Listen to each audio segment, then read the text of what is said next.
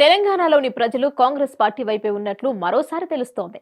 ఇటీవలే సర్వే చేపట్టిన ఓ సంస్థ లోక్సభ ఎన్నికల ఫలితాలపై తన నివేదికను వెల్లడించింది. ఆ నివేదికను బట్టి తెలంగాణ కాంగ్రెస్ పార్టీ లోక్సభ ఎన్నికల్లో తన తడాకా చూపించనున్నట్లు స్పష్టమవుతోంది. తెలంగాణలో మొత్తం 17 లోక్సభ స్థానాలున్నాయి. గత లోక్సభ ఎన్నికల్లో బీఆర్ఎస్ పార్టీ 9 స్థానాలు దక్కించుకోగా బీజేపీ 4 స్థానాలు, కాంగ్రెస్ పార్టీ 3 స్థానాలు దక్కించుకున్నాయి. ఎంఐఎం పార్టీ ఒక స్థానం కైవసం చేసుకుంది. ఈసారి జరిగే లోక్సభ ఎన్నికల్లో కాంగ్రెస్ పార్టీ పుంజుకునే అవకాశం ఉన్నట్లు న్యూస్ ఎక్స్ అనే సంస్థ తేల్చి చెప్పింది. ఆ సంస్థ చేపట్టిన సర్వేలో విషయం స్పష్టమైంది. తెలంగాణ అసెంబ్లీ ఎన్నికల్లో సంచలన విజయం సాధించిన కాంగ్రెస్ పార్టీ లోక్సభ ఎన్నికల్లో కూడా సత్తా చాటబోతోందని న్యూస్ ఎక్స్ సర్వే తెలిపింది. మొత్తం 17 ఎంపీ స్థానాలకు గాను కాంగ్రెస్ 8 స్థానాల్లో విజయకేతనం ఎగురవేస్తుందని పేర్కొంది.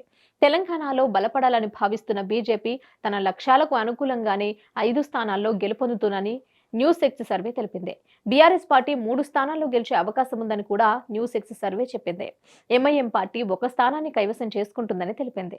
అసెంబ్లీ ఎన్నికల్లో అధికారాన్ని కోల్పోయిన బీఆర్ఎస్ లోక్సభ ఎన్నికల్లో 3వ స్థానానికి పరిమితం కాబోతోందని న్యూస్ ఎక్స్ సర్వే స్పష్టం చేసింది. 17 మంది సిట్టింగ్ ఎంపీల్లో ప్రస్తుతం 9 మంది మాత్రమే తిరిగి బరిలోకి దిగుతున్నారు.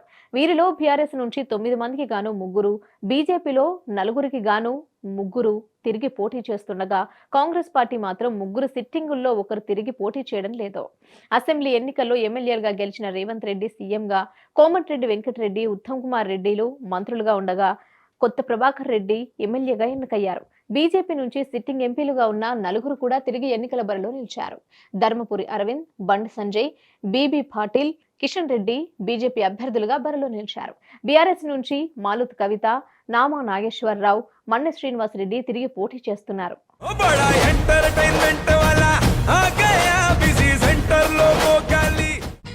సక్కు సక్కేంద్ర సక్కు సక్కు బాయ్ బాయ్ బాయ్ బాయేంద్ర భార్గవ్ బాయ్ బాయ్. గిరాకి వచ్చే టైం ఏంది? కస్టమర్లు వస్తున్నాడు, రేటు కలిపి గురి.